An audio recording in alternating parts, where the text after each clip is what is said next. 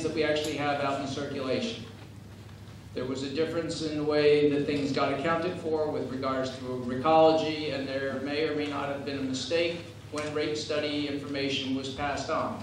But the difference is about 1,000 cans. So the numbers are going to be a little bit different, but I will do a sum up to show you using both sets, the current set of cans as well as, or carts, and the original December rate study set.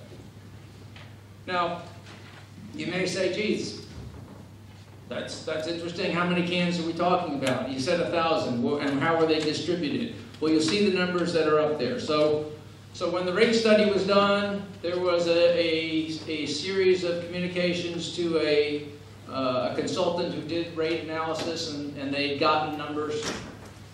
And you see the numbers and the difference in the numbers, and you can see the study amount, especially in the 32-gallon cans, is quite substantial.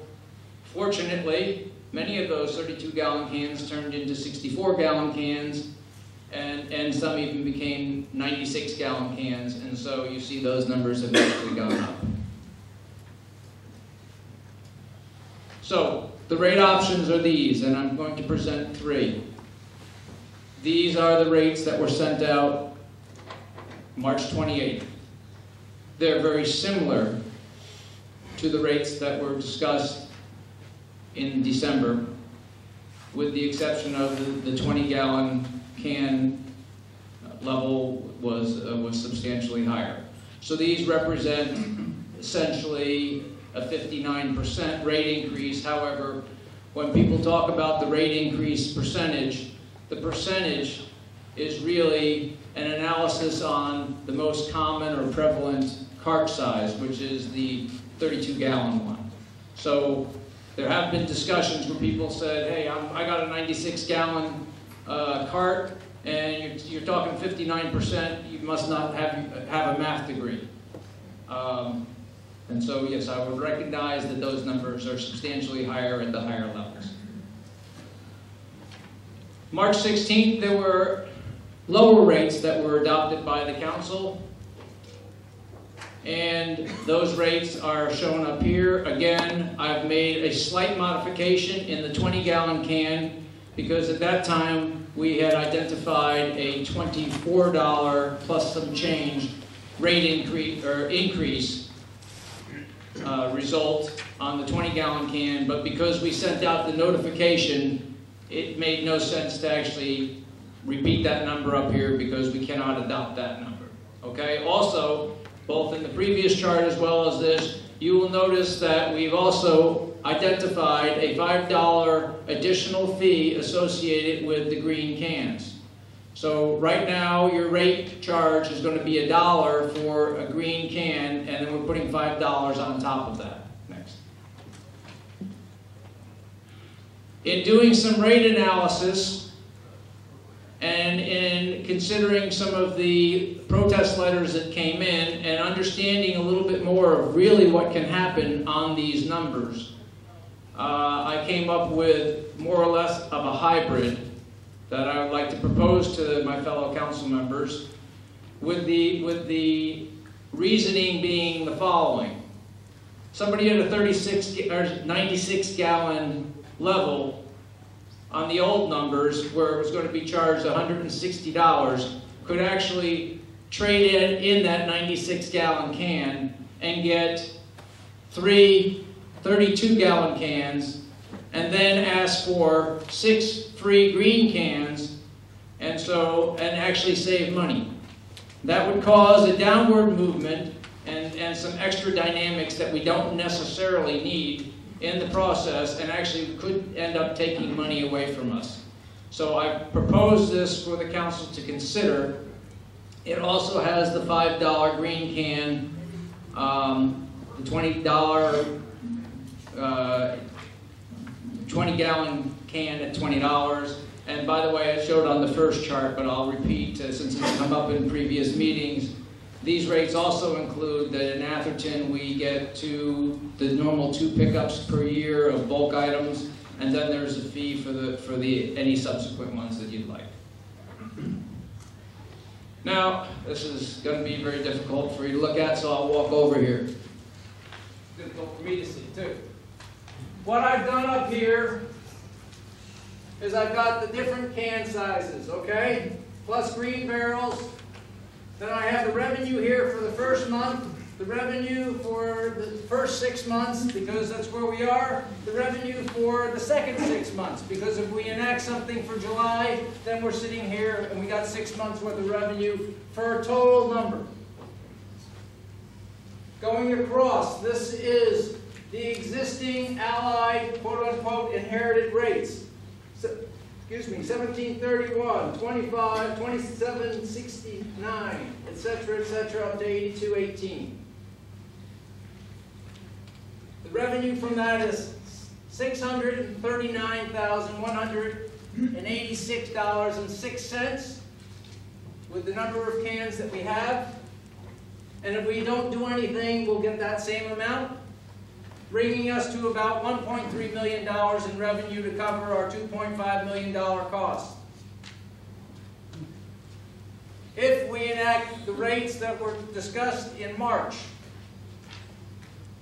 going up to $38, etc., $114, we still have the same roughly $640,000, but in the second half of the year we'll pull in $900,000, bringing us to about 1.550. If we enact the rates that were discussed in December, the second half of the year will pull in roughly 1.163 million, bringing our total to 1.8 million.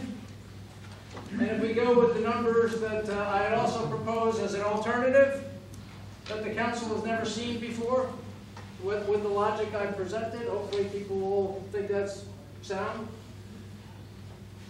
983,000 additional will come in, so it's about 200,000 less for a $1.622 million revenue stream. Now, this is a sum check. This is the original 3,500 roughly cans out there. That's like 1.5 for every household. So, if you put those numbers in, we come up with the 1.507, which Mr. Danielson showed last time we were in this hall. If we go ahead and propagate these other numbers down, you'll see the numbers ratchet up to 1.8, 2.0, or 2.1 roughly, and roughly 1.92 million. So you say, well, how does that match up to the 2.6? Well, I took those numbers down here. I looked at what the shortfall was. I even said, look, remember there was a franchise fee associated with it. So the town gets money out of the fee so that it can pay for the street repairs that are necessary because we have these heavy trucks rolling down the streets, okay? And we used to only have 3 or 4 trucks running down. Now we've got 3 trucks every week, all right? So I said, well, the town needs to keep what they've got because it's already allocated. But if we increase the rates, we'll have some sort of a franchise fee windfall. So let's take that and apply that. And these are how the numbers add up. So for the December rates, there'd be no windfall, would still be 1.3 short if in fact the 2.5 comes to fruition, which Mr. Carlson and I are still working on. If we raise the rates to the March rate, we may have $1 million shortfall. The December rates, $750,000 shortfall, and if we go with the other rates, a $940,000 shortfall. So, I'd like to recommend, I put the numbers together, I'd like to recommend that we go with the modified rates for the reasons I've given, but I also want to note that really no solution, based on the numbers we've got, and the fact-finding we've been able to do over this period of time, and we've been working on it almost on a full-time basis, is that there's really not a great solution right now. I'm recommending we go with midpoint rates, but I'm also recommending, if people don't want to go with that, that we go with some rates, because every month that goes by, we dig ourselves another 8% hole to get out of. All right? But I've explained the reasoning to my fellow council members and to you, the public, as to why I've adjusted the rates. Plus, I think, you know, round numbers are easier to remember. But at the same time, I'd like to say, look, the council appointed a study group of Councilmember Carlson and myself to continue to look at this contract and find other savings, and we continue to do that. So moving on to the last chart, you know, we're going to continue to manage and investigate options with regards to this, but we need to make, I think the council needs to move forward and make some progress here on this. We're working with SBWMA, we're working with Recology, and we're exploring all options. Both myself and Councilmember Collison continually give action items, are doing our own analysis, and we're sharing that every other week, if not weekly, when we can get together to discuss and explore how we can save some money. We've discussed, which an item that came up here in this meeting. We used to get organics picked up and recycling picked up once every other week. Why not go back to that? Okay, fine. So we worked with the Recology on that. We found out that first off, we'll have to cease putting the food scraps in there, so we're going to need to have communications back to the community to say, stop doing that and make sure you're happy with that. Okay?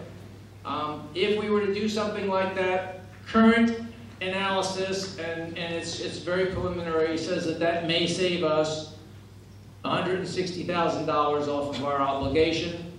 Okay? Maybe higher. We've got some more discussions to go. We've looked at our rate increase versus other communities' rate increases, and we've talked about some of the reasons why that's there. However, there's another 10% that Mr. Carlson and myself are not happy with, and we're still discussing those, and we'll try and drive that to ground. Best case, that comes out with a savings of perhaps $250,000. Other potential things would be, can't read it. Sorry. Oh, other things would be contract reopeners, and we have had discussions, and Recology has said to us that they would be willing to reopen the contract, and in fact, if we do any of these things, like changing the services, etc., and then reshaping how they do pickups here, that would be essentially a reopener. So they're working with us. I want everyone to know that I think that we've got a decent working relationship with them, and we're making that progress. Now, at the same time, we do have commercial clients here in Atherton. Who are they? It's the fire district. They have their own budget, but today they're not being charged. It's the library.